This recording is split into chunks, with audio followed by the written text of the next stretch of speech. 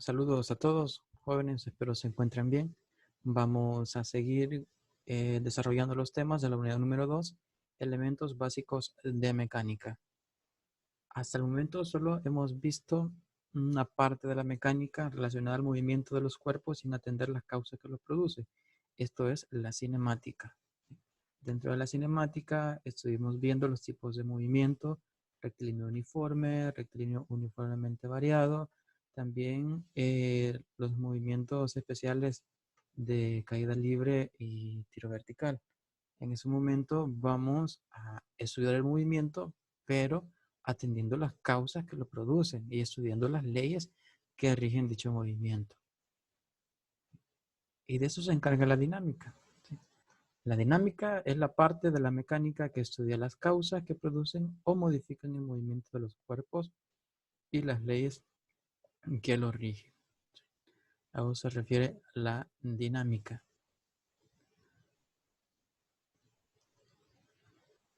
Primero vamos a comenzar definiendo fuerza. Y una fuerza es una magnitud vectorial que modifica el estado de reposo o de movimiento de un cuerpo, traduciendo también deformaciones. Es decir, lo que provoca que un cuerpo que está en reposo se mueva o que existe un movimiento que se detenga es una fuerza. Y si el cuerpo no se mueve, entonces este puede deformarlo. Entonces, a esa acción nosotros le llamamos fuerza. Ahora, dichas fuerzas tienen o se caracterizan por ser una magnitud vectorial. Y una magnitud vectorial tiene los siguientes elementos. Primero, un módulo o intensidad.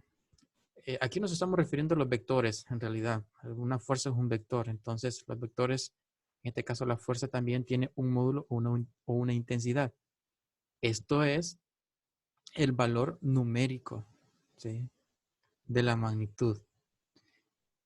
En este caso, la unidad de la fuerza es el newton. Y nos referimos al módulo entonces al valor en newton de dicha fuerza, ¿sí? Bien, aquí podemos observar fuerzas en el bíceps, ¿sí?, a lo largo de también los huesos, ¿verdad?, que está conectado al bíceps, ¿sí?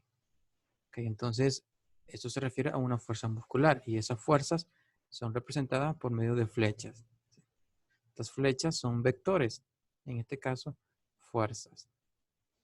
Ok, bueno, también una fuerza o un vector tiene dirección, hacia dónde está aplicada la fuerza. Por ejemplo, la fuerza que está ejerciendo este bíceps, la fuerza muscular, está a 15 grados. ¿Sí? Aquí tenemos, ¿verdad?, a 15 grados con respecto a la horizontal. Esa horizontal que tenemos acá. Entonces, esa es la dirección de la fuerza. En cambio, esta otra fuerza que tenemos acá al lado izquierdo, que se genera en el punto de unión de estos dos huesos, entonces la fuerza está a 9.4 grados con respecto a la horizontal, en este caso debajo de la horizontal. Entonces, en unas magnitudes vectoriales, en este caso la fuerza, es necesario también denotar su dirección, ¿sí? Cuando hablamos de sentido, nos estamos refiriendo hacia dónde apunta la flecha, ¿sí? En este caso, esta flecha que representa la fuerza muscular está a 15 grados hacia el norte del oeste o hacia el noroeste. Entonces, ese es sentido. En realidad, al hablar del sentido y dirección, hablamos de la misma cosa, porque pueden ser representados de la misma manera. Ahora, ahí también tiene un punto de aplicación, ¿sí? ¿En qué punto se está aplicando dicha fuerza? Entonces, estos son los elementos o las características de una fuerza como una magnitud vectorial. Ahora, la representación gráfica de una fuerza pues tiene que ver con los vectores. Es representado por medio de un vector. Y un vector es un segmento de recta dirigido, el cual tiene una longitud, que es la longitud, es la magnitud o el valor numérico, ¿sí?, de la fuerza, Tiene dirección, tiene sentido y tiene punto de aplicación. En forma de simbología, pues una fuerza sí tendrá la misma representación gráfica de un vector con una letra en negrita. Es decir, una F en negrita significa un vector fuerza o con una flechita arriba. Esta flecha que tenemos acá. Ahora, en cuanto a la instrumentación, pues nosotros acá decimos que el instrumento para medir fuerza se le llama dinamómetro o báscula de resorte. Es lo que dice este segundo párrafo de abajo. Un método, dice, de medir en forma cuantitativa el módulo o intensidad de una fuerza es utilizando un aparato conocido con el nombre de dinamómetro o báscula de resorte. ¿Sí? Aquí tenemos un dinamómetro analógico y tenemos uno digital, también llamada báscula de resorte. Acá arriba también tenemos varios dinamómetros de varios colores. Entonces, este instrumento es un dinamómetro. Y mediante este dinamómetro se puede medir una fuerza. Bueno, hablemos entonces de las 3 leyes de Newton, que son las que rigen el movimiento de manera general. ¿Sí? Cuando hablamos de la primera ley de Newton, nos referimos a la ley de la inercia.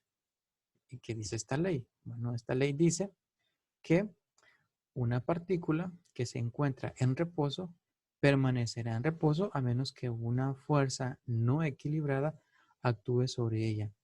Y una partícula en movimiento permanecerá en movimiento rectilíneo con velocidad constante a menos que una fuerza no equilibrada actúe sobre ella. Okay. En pocas palabras, lo que nos dice la primera ley de Newton es que si un cuerpo está en movimiento, seguirá en movimiento. Y si está en reposo, seguirá en reposo. A menos de que una fuerza no equilibrada actúe sobre ella. Es decir, a menos que las fuerzas que actúan sobre dicho cuerpo, esto es la fuerza neta, sea distinta de cero. ¿Sí? En este caso, si la fuerza neta es distinta de cero, es decir, la fuerza no está equilibrada, le va a proporcionar una aceleración. Y al proporcionar una aceleración, entonces, ya no hay inercia, ¿sí? En la partícula. Okay. Aunque aquí dice que si una partícula está en movimiento, seguirá en movimiento, pero ese movimiento es con velocidad constante. En esa imagen podemos observar, ¿verdad? Un niño que posiblemente iba en bicicleta, se le atravesó un perrito y pues él se detuvo abruptamente y producto de ello el niño salió disparado a la bicicleta. Precisamente porque iba en movimiento, entonces él va a tender a seguir en movimiento. Es lo mismo que pasa cuando vamos en un automóvil. Si el automóvil va a una determinada velocidad y si uno frena de repente, uno tiende a irse para adelante porque el automóvil inicialmente iba en movimiento. ¿Sí? O dicho de otra manera, si el automóvil está en reposo y si se arranca de manera rápida, pues uno tiende a irse para atrás, es decir, a conservar su estado inicial. A eso nosotros le llamamos inercia. ¿Sí? Inercia es una medida de la resistencia que poseen los cuerpos a conservar su estado natural, ya sea de reposo o de movimiento. ¿Sí? Ahora, por acá al lado derecho tenemos una imagen, ustedes no pueden observar, pero esto es un ascensor y dentro va una persona. Más de algunos de ustedes, bueno, la mayoría, se ha subido a un ascensor y puede notar, ¿verdad?, la sensación que tiene uno en el estómago, ¿verdad? La sensación fea que se siente dentro del cuerpo cuando uno va en un ascensor. Y esto se debe a la inercia. Aquellos órganos que no están bien sujetos o bien fijos dentro del cuerpo tienden a moverse, ¿sí? Y ese es el malestar que nosotros sentimos al subirnos en un ascensor. Ok. Bueno, seguimos entonces. Vamos con la segunda ley de Newton. La segunda ley de Newton es producto de la primera, pero cuando hay una fuerza desequilibrada, es decir, una fuerza neta distinta de cero. Si nosotros agarramos un cuerpo con las dos manos y aplicamos una fuerza en sentido contrario, la misma fuerza, pues el objeto no se va a mover porque las dos fuerzas están equilibradas. ¿Sí? Ahora, si una mano ejerce más fuerza que la otra, entonces este se va a empezar a mover. Y entonces ahí decimos que las fuerzas no están equilibradas. Y se va a producir una aceleración. De eso habla la segunda ley de Newton, o también llamada ley de la fuerza, la cual dice que siempre que una fuerza desequilibrada, es decir, una resultante, actúe sobre una partícula, le producirá una aceleración en su misma dirección y sentido, siendo el módulo de esta aceleración directamente proporcional al módulo de dicha fuerza e inversamente proporcional a la masa de la partícula. Ok. ¿Qué significa? Bueno, que si sobre un cuerpo, ¿sí? Se acciona una fuerza, dicha fuerza le va a proporcionar una aceleración. Y la aceleración que tenga el cuerpo va a ser directamente proporcional a la fuerza. Significa que a mayor aceleración, mayor fuerza, a menor aceleración, menor fuerza. ¿Sí? Entonces tenemos la expresión acá de la segunda ley de Newton. La fuerza es igual a masa por aceleración, donde F es la fuerza medida en unidades de Newton, M es la masa medida en unidades de kilogramo y A es la aceleración, y esto es en metros sobre segundo al cuadrado. ¿Sí? Ok. Las imágenes que tenemos en esta diapositiva tienen que ver con la fuerza, ¿sí?, que uno recibe al impacto de un choque. ¿Sí? Es decir, si nosotros vamos en un automóvil y chocamos, llevamos cierta aceleración. La aceleración va a ser proporcional a la fuerza. ¿Sí? Significa que mientras mayor sea la aceleración o desaceleración, mayor será la fuerza que se va a producir. ¿Sí? Okay. Aquí tenemos unas lesiones en el hígado, en el vaso e intestino, ¿sí?, provocadas por el choque, ¿verdad? Es decir, por la fuerza de impacto. Aquí tenemos una luxación de cadera también. Aquí al lado derecho tenemos una rotura de la aorta por compresión abdominal, ¿sí?, y una rotura pulmonar por compresión torácica. Okay. Acordémonos que aunque nosotros no nos estemos moviendo dentro del automóvil, pero de acuerdo a las leyes de Newton, el movimiento que nosotros llevamos es el movimiento del automóvil, ¿sí? Por lo tanto, parte del impacto, ¿sí?, lo absorbe el carro al deformarse. Si eso no sucediera, pues entonces todo el golpe lo recibiría uno. Es decir, el impacto que nosotros recibimos en un choque dentro de un automóvil, pues es menor al impacto total. Porque como les decía, parte del impacto es absorbido por la carrocería del carro al deformarse. Al deformarse absorbe parte de la energía, ¿sí? Por lo tanto, lo demás pues tiende a irse para los cuerpos que están dentro, ¿verdad? En este caso, a una persona que está dentro de un automóvil. Y estos son algunos efectos, ¿verdad?, que producen esos impactos. Bueno, y eso se puede explicar mediante la segunda ley de Newton, hablando de fuerzas, ¿sí? Acordémonos que sobre nuestros huesos, sobre nuestros órganos, se van a producir fuerzas, y si esas fuerzas son mayores a lo que el cuerpo puede soportar, pues entonces habrán lesiones severas, tales como las que estamos observando en las imágenes. ¿Ok? Dentro de la segunda ley de Newton, nosotros podemos definir los conceptos de masa y peso, ¿sí? Hay que distinguir mayormente, y esto se sigue manejando con bastante eh,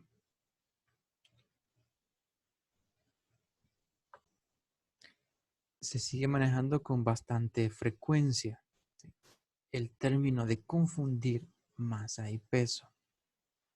Los doctores lo hacen todo el tiempo, confunden masa y peso. Aparentemente reciben física médica o biofísica, deberían saber distinguir entre las dos cosas, pero como que ellos prefieren ser tradicionales, ¿verdad? Y como se le llama peso, así hay que llamarle peso, ¿verdad? Bueno, la masa es una propiedad intrínseca o propia de la materia. ¿Sí? Una definición no muy precisa de masa es la cantidad de materia que posee un cuerpo, dice, pero una definición más precisa es que la masa es una medida de la inercia de un cuerpo. Ok.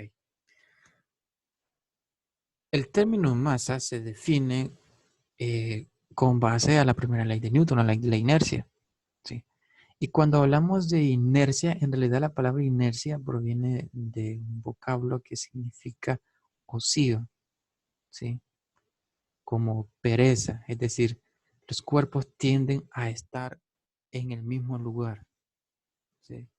O sea, sin moverse, a menos de que una fuerza actúe sobre ellos. Ahora, si nosotros comparamos una pelota de tenis con una bola de boliche, pues nosotros vamos a notar que la bola de boliche ofrece una mayor resistencia a su movimiento, por lo tanto contiene una mayor inercia, ¿sí? Va a tender a estar más en el mismo lugar que la pelota de tenis. Una pelota de tenis se puede mover con demasiada facilidad, ¿sí? Entonces tiene menos inercia. Entonces nos referimos a la inercia como una propiedad intrínseca de la materia, es decir, una medida de la inercia de los cuerpos. Ahora, cuando hablamos de peso, nos estamos refiriendo a una medida de la fuerza gravitatoria que actúa sobre un objeto, ¿sí? Es decir, cuando estamos hablando de peso, nos estamos refiriendo a el efecto gravitatorio sobre un cuerpo que contiene masa. Y dado que el peso es una fuerza, se mide en unidades de Newton, ¿sí? Y dicho peso se calcula como la masa por la gravedad, ¿sí? Entonces, en la imagen podemos observar un ejemplo, ¿sí? Aquí tenemos dos lugares, digamos que uno es la Tierra y uno es la Luna. En ambos lugares la masa del cuerpo es el mismo. Lo que va a cambiar es el peso. El peso en la Tierra para una masa de 6 kilogramos es 60 newton. En la Luna, digamos que ese peso es 10 newton aproximadamente. Entonces el peso va a cambiar dependiendo del lugar donde se encuentren, dependiendo del campo gravitatorio, ¿sí? En cambio, la masa es constante. Ahora, volvemos al problema del médico, que cuando dice tómenle el peso al paciente, ellos dicen libras. ¿Cuánto pesa? Tantas libras, tantos kilogramos. Pero no estamos refiriendo al concepto de masa, masa corporal. No estamos refiriendo al peso. El peso se mide en newton, ¿sí? En newton. Y si quiere utilizar el sistema inglés para denotar el peso, entonces debería decir, mide tantas libras fuerza. Porque en el sistema inglés el peso se mide en unidades de libra fuerza. O también se puede utilizar el kilogramo fuerza. Pero solo decir kilogramo o solo decir libra, ahí nos estamos refiriendo a masa y no a peso, ¿sí? Por la cuestión de las unidades. Bueno, pasamos entonces a la tercera ley de Newton, la cual dice, si un cuerpo A ejerce una fuerza sobre un cuerpo B, esto es fuerza de A sobre B, entonces este ejercerá sobre A una fuerza que será del mismo módulo pero de sentido opuesto. Esto es menos F de B sobre A. O sea que, bueno, aquí tenemos la expresión para la tercera ley de Newton. Nos dice que la fuerza que un cuerpo A ejerce sobre un cuerpo B es igual a menos la fuerza que el cuerpo B ejerce sobre el cuerpo A, ¿sí? Ahora, si una de las fuerzas que intervienen en la interacción entre dos cuerpos se llama fuerza de acción, la otra entonces se llamará fuerza de reacción. Cualquiera de las dos fuerzas se puede considerar como la acción y la otra como la reacción. Bueno, entonces tenemos acá algunos ejemplos, ¿verdad?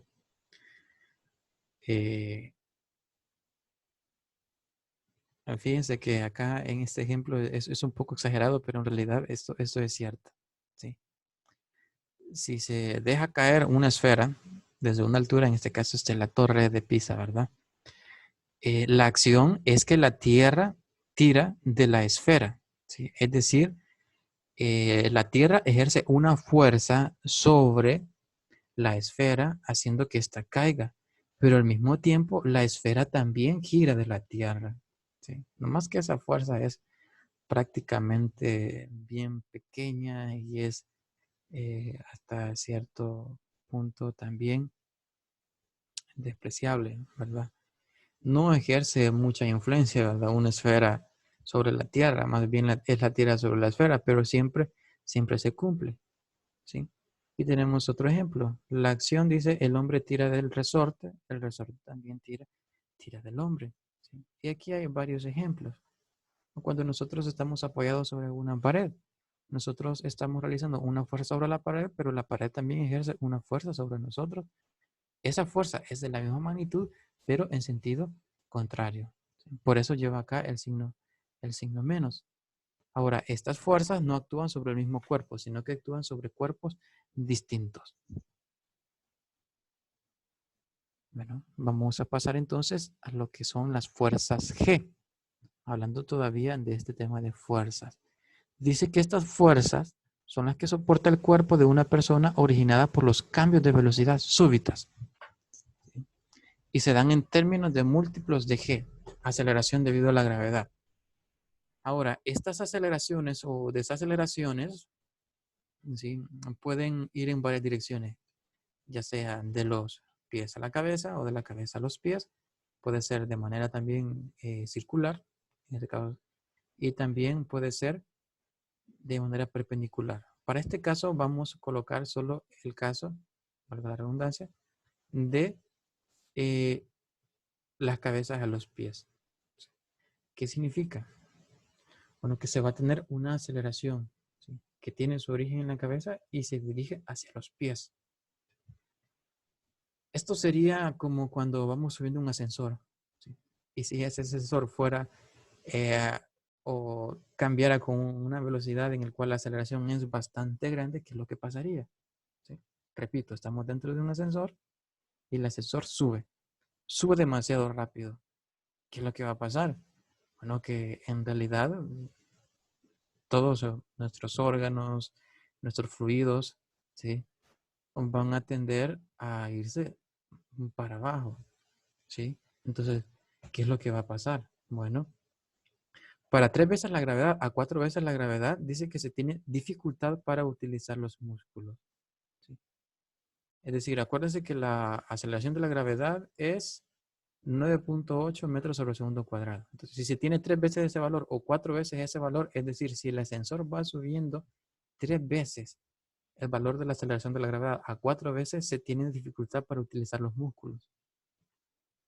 A 5 veces el valor de la gravedad se detiene la respiración, dice, y se hace imposible el movimiento del cuerpo. Entre 5 y 9G se congestionan los pulmones, se pierde la visión e incluso la mayoría de las personas pierden el sentido. Ok, recuerde que como la dirección es de la cabeza a los pies, es decir, todos los fluidos se hacen bien pesados debido a que están siendo empujados hacia abajo, hacia los pies, ¿sí? Entonces el cerebro se queda sin mucho oxígeno, ¿sí?, de tal manera que no puede funcionar normalmente y eso se traduce en pérdida de visión, ¿sí? Bueno, entonces estos son algunos efectos que producen las fuerzas G, ¿verdad?, en los sistemas biológicos. Primero es un aumento de peso, ¿sí? Si nosotros colocamos una báscula dentro de este ascensor y vamos encima de la báscula y este ascensor va para arriba, ¿sí?, y va con una aceleración que es mayor al de la gravedad, ya sea 3, 4, 5 o hasta 9 veces, lo que vamos a observar en la báscula es que nuestro peso va a aumentar. Nuestro peso ya no va a ser el mismo, sino que va a ser aún mayor, ¿sí? Lo que se traduce también en un aumento de presión. También hay una separación de sistemas líquidos, ¿verdad? Debido a la aceleración que contienen, pues unos sistemas en nuestro cuerpo se separan de otros, ¿no?, debido a ese aumento de peso también. Y hasta cierto punto también una deformación de sistemas elásticos. Y esto es por lo mismo, por el mismo peso, ¿verdad? Tienden a deformarse un poco. En este caso, puede ser los órganos, ¿sí? Entonces, Todos estos son algunos efectos que producen dichas fuerzas G. Ahora vamos a hablar de la fuerza normal. La fuerza normal es la fuerza que ejerce la superficie sobre los cuerpos en contactos con ella y es perpendicular a dicha superficie. Esta fuerza es real y va acompañada de pequeñas distorsiones en las superficies de contactos. Ok, aquí tenemos una imagen. ¿Sí? Este cuerpo está sobre una superficie, entonces aquí van a haber dos fuerzas. Primero, la fuerza que el cuerpo ejerce sobre la superficie se llama peso, pero al mismo tiempo la superficie va a estar ejerciendo una fuerza sobre el cuerpo. Eso es la fuerza normal. ¿Sí? Es lo que dice acá el texto. Dice que en este caso la fuerza que actúa sobre la superficie coincide con todo el peso de la caja. Por tanto, el módulo y dirección de la fuerza normal y el peso son iguales, pero su dirección es opuesta. Aquí al lado derecho tenemos la fuerza normal, pero en este caso para un cuerpo que está en un plano inclinado. Ya no está sobre una superficie horizontal, sino sobre una superficie inclinada. Aquí vamos a tener lo siguiente. En la primera imagen el peso iba hacia abajo. Acá también va hacia abajo, pero este peso va a tener dos componentes, una componente en X y una componente en Y. Entonces acá la normal no va a ser igual al peso, sino que va a ser igual a la componente en Y del peso. ¿Sí? Eso es lo que nos dice este diagrama. Más adelante veremos diagramas de cuerpos libres y uso de vectores para que podamos entender mejor este tema. Bueno, luego llegamos a las fuerzas de fricción. Las fuerzas de fricción, ¿sí?, o de rozamiento aparecen siempre que un objeto se desliza sobre otro. En general, la fuerza de fricción actúa oponiéndose al movimiento y paralela a la superficie en contacto. Es decir, siempre que hayan dos cuerpos en contacto y estos se están deslizando uno sobre otro, pues habrá fuerzas de fricción. Es lo que tenemos acá. Fíjense, este cuerpo que está acá, de masa 1, se está deslizando hacia la derecha, en dirección de esta fuerza F. Pero, al mismo tiempo, entre dicho cuerpo y la superficie hay una fuerza de fricción que se opone al movimiento. Por eso la fuerza de fricción acá va hacia la izquierda. Entonces, esa fuerza de fricción se debe a las irregularidades de la superficie, es decir, a que estas no son completamente lisas, sino que tienen rugosidades. ¿Sí? Y mientras más rugosidades haya, pues mayor será la fricción entre ellas. ¿Sí? Ahora, la fuerza de fricción se calcula como μ por la fuerza normal, o μ por la normal, donde μ es el coeficiente de fricción. En este caso aquí tenemos dos fuerzas de fricción, fuerza de fricción estática y fuerza de fricción cinética. ¿Sí? Esto es cuando inicia el movimiento y la segunda expresión es cuando el cuerpo ya está en movimiento. A eso se refieren, por eso habrá dos coeficientes de fricción, μ sub s, que es coeficiente de fricción estático, y μ sub k, coeficiente de fricción cinético. Pero estos coeficientes de fricción se utilizan dependiendo del movimiento del cuerpo. Cuando empieza a moverse son condiciones estáticas y cuando ya se está moviendo son condiciones dinámicas. Y estas son las expresiones que se utilizan para poder calcular dichas fuerzas de fricción. Ahora, una aplicación de eso en nuestro cuerpo, pues lo tenemos acá. ¿Sí? Aquí tenemos el hueso, aquí tenemos cartílago articular, ¿sí? Tenemos la membrana sinovial, la cápsula articular y la cavidad articular, el que contiene el líquido sinovial. ¿Sí? Ahora, debido al movimiento que hay entre las articulaciones de los huesos y estos con los músculos, se genera fricción debido al roce entre ellos. ¿Sí? Estos, eh, estas partes se están deslizando una por medio de otras, ya sea cuando el músculo se contrae o se estira, ¿sí? O se mueven nuestros huesos para ciertas direcciones, ya sea flexionamos la pierna o la estiramos, levantamos nuestros brazos. Entonces ahí como que están rozando los huesos, es decir, la superficie. Entonces va a haber fricción. Pero esa fricción no se siente debido al líquido sinovial que contenemos nosotros, ¿sí? En la cavidad articular, ¿sí? En la cavidad articular hay líquido sinovial. Y ese líquido entonces hace que la fricción disminuya. ¿Sí? Ok, entonces esto es una aplicación de las fuerzas de fricción. Ahora vamos a tener fuerzas de tensión y compresión. ¿Sí? Hablando, ¿verdad?, de que los músculos se tensan o se contraen. Bueno, se llaman fuerzas de tensión a las fuerzas que al ser aplicadas sobre un cuerpo lo pueden deformar produciéndole un aumento de longitud. Y las fuerzas de compresión a las fuerzas que al ser aplicadas a un cuerpo pueden deformar produciéndole una disminución de longitud. ¿Sí? Entonces hay que tener en cuenta esto. Las fuerzas de tensión aumentan la longitud del cuerpo y las fuerzas de compresión disminuyen la longitud del cuerpo. Bueno, luego tenemos un caso aquí de una cuerda flexible. ¿A qué nos referimos con esta cuerda flexible?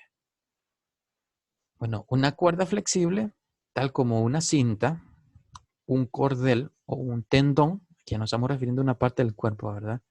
Poseen varias propiedades especiales y esas propiedades son las de una cuerda flexible. ¿Y cuáles son las propiedades? Que pueden hallarse en estado de tensión, pero no de compresión. ¿Sí? Por ejemplo, los tendones. ¿Sí?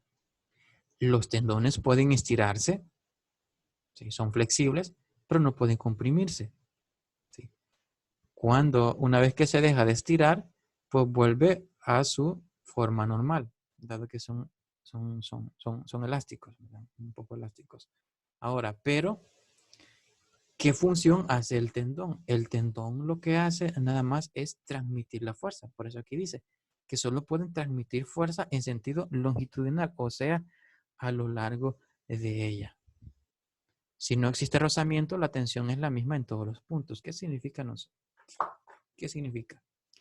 No sé si ustedes alguna vez han realizado algún ejercicio el cual no están utilizando directamente el músculo del cuádriceps, sino que la fuerza la están efectuando más abajo, ¿sí? En los músculos que va en el lado de la tibia.